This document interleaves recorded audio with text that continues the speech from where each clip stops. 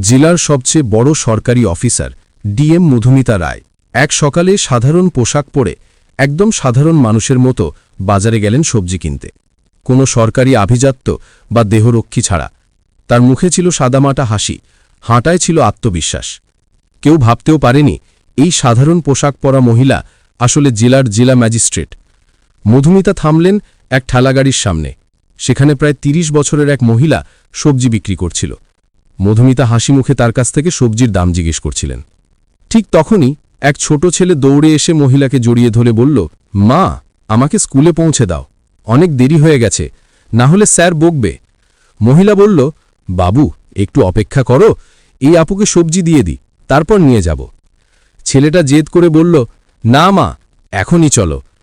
এ দৃশ্য দেখে ডিএম মধুমিতার মন গলে গেল। তিনি মৃদু হেসে বললেন, তুমি যাও, তোমার ছেলেকে স্কুলে পৌঁছে দাও, আমি তোমার দোকানটা সামলে নিচ্ছি। মহিলা প্রথমে একটু ইতস্তত করল, কিন্তু মধুমিতার আত্মবিশ্বাসী কথায় সাহস পেল। বলল, ঠিক আছে দিদি, আমি তাড়াতাড়ি ফিরে আসছি। তারপর সে তার ছেলেকে নিয়ে চলে গেল। এদিকে মধুমিতা ঠেলাগাড়ির পাশে দাঁড়িয়ে আশেপাশের পরিবেশ দেখছিলেন। কিছুক্ষণ পর এক মোটরসাইকেল এসে থামল। নেমে এলেন স্থানীয় থানার ইন্সপেক্টর অমরেশ দত্ত। তিনি ঠাট্টার ভঙ্গিতে বললেন, কবে থেকে এখানে সবজি বিক্রি শুরু করলে? এখানে তো এক মহিলা থাকত, সে কোথায় গেল? মধুমিতা কিছু বলার আগেই সেই মহিলা ফিরে এলো। ইন্সপেক্টরকে দেখে তার মুখে ভয় ছড়িয়ে পড়ল। মাথা নিচু করে বলল, ইন্সপেক্টর বাবু, কি লাগবে? যা লাগবে নিন। অমরেশ হুকুমের সুরে বলল, ৮ কেজি টমেটো, ১ কেজি ভিন্ডি আর ৮ কেজি পটল দাও। মহিলা কিছু না বলে তাড়াতাড়ি সবজি মেপে দিল। ইন্সপেক্টর একটাও টাকা না দিয়ে মোটরসাইকেলে চড়ে চলে গেল। সব দেখে মধুমিতা স্তব্ধ হয়ে রইলেন। কিছুক্ষণ চুপ থেকে বললেন, দিদি, উনি টাকা দিল না কেন?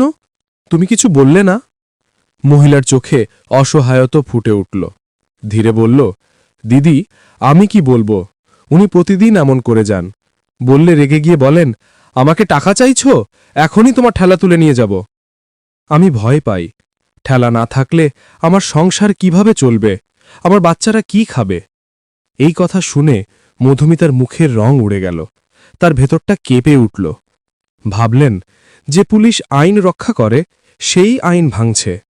তিনি গম্ভীরভাবে বললেন, দিদি, এখন থেকে এমন হবে না। আমি আছি তোমার পাশে। কাল সকালে তোমার জায়গায় আমি থাকব। তুমি বাড়িতে বিশ্রাম নাও। পরের দিন সকাল। মধুমিতা গ্রাম্য মহিলার বেশে এলেন। সাদামাটা শাড়ি, মাথায় ওড়না, ঠেলাগাড়ি পাশে দাঁড়ালেন। কিছুক্ষণের মধ্যেই ইন্সপেক্টর অমরেশ আবার এলেন মোটরসাইকেলে। রুক্ষ গলায় বলল, আজ আবার তুমি? কালও দেখেছিলাম। তুমি কে? মধুমিতা ধীরে বললেন, আমি তার বোন। আজ আমি দোকানটা সামলাচ্ছি। অমরেশ হাসতে হাসতে বলল, তাহলে তুমি তো বোনের থেকেও সুন্দর। আজ খুব ভালো লাগছে দেখতে। তারপর চোখ বুলিয়ে বলল, আচ্ছা, ১ কেজি টমেটো দাও, একটু ধনে মরিচও দিও। মধুমিতা চুপচাপ সবজি মেপে দিলেন। অমরেশ আবার আগের মতোই টাকা না দিয়ে মোটরসাইকেল স্টার্ট করল। তখন মধুমিতা দৃঢ় কণ্ঠে বললেন, থামুন, আপনি এখনো টাকার দাম দেননি। অমরেশ বিরক্ত হয়ে বলল, কিসের টাকা? আমি তো প্রতিদিন বিনা পয়সায় নিই। তোমার বোন তো কিছু বলে না। মধুমিতা দৃঢ় গলায় বললেন, আমরাও পরিশ্রম করি। প্রতিদিন বাজার থেকে সবজি কিনে আনতে টাকা লাগে। আপনি বিনা পয়সা নিলে আমাদের ঘরে চুলো জ্বলবে না। আপনারা এমন করে আমাদের মুখের ভাত কাটছেন। এই শুনে ইন্সপেক্টরের মুখ রাগে লাল হয়ে গেল। সে রেগে গিয়ে মধুমিতার গালে এক চড় মারল। মধুমিতা টলে গেলেন, কিন্তু নিজেকে সামলে নিলেন। চোখে আগুন, গলায় কাঁপা আত্মসম্মানের সুর। আপনি একজন মহিলার ওপর হাত তুলেছেন, এটা আপনার জীবনের সবচেয়ে বড় ভুল। এর ফল আপনি ভাবেন। অমরেশ চিৎকার করে বলল, তুই আমায় শেখাবি? তারপর সে মধুমিতার চুল টেনে ধরল। মধুমিতা কষ্টে চিৎকার করলেন, কিন্তু সাহস হারালেন না। বললেন, তুমি যেটা করছো সেটা অন্যায়, আমি রিপোর্ট করব। ইন্সপেক্টর হেসে বলল, রিপোর্ট কর, তুই তো এক সবজিওয়ালি, আমি থানার ইন্সপেক্টর, তোকে এক্ষুনি জেলে ঢোকাবো। এই বলে চলে গেল সে। মধুমিতা কিছুক্ষণ কাঁপছিলেন, তারপর নিজেকে সামলে নিলেন। এরপর সেই সবজি বিক্রেতা সীতা দাসকে ফোন করে বললেন, তুমি এখন দোকানে যাও, তারপর তিনি চুপচাপ বাড়ি ফিরে গেলেন, পোশাক বদলে সরকারি ইউনিফর্ম পরে আবার বেরোলেন, এবার ডিএম মধুমিতা রায় হিসাবে। তিনি গাড়ি নিয়ে সরাসরি থানায় পৌঁছলেন। ভেতরে ইন্সপেক্টর অমরেশ দত্ত ও এসএইচও হরেন্দ্র ঘোষ দুজনেই ছিলেন। তাকে দেখে দুজনের মুখ সাদা হয়ে গেল। মধুমিতা গম্ভীর গলায় বললেন, আমি এই জেলার জেলা ম্যাজিস্ট্রেট মধুমিতা রায়। আমি সব জানি তোমরা কিভাবে গরিবদের ভয় দেখাও, ঘুষ নাও আর অন্যায় করো। দুজন অফিসার কাঁপতে লাগল। তারা কাঁপা গলায় বলল, ম্যাডাম, ভুল হয়ে গেছে, মাফ করে দিন। মধুমিতা কঠিন মুখে বললেন, আজ থেকেই তোমাদের দুজনকে সাসপেন্ড করছি এবং তোমাদের বিরুদ্ধে বিভাগীয় তদন্ত শুরু হবে। পুরো থানায় নীরবতা নেমে এলো।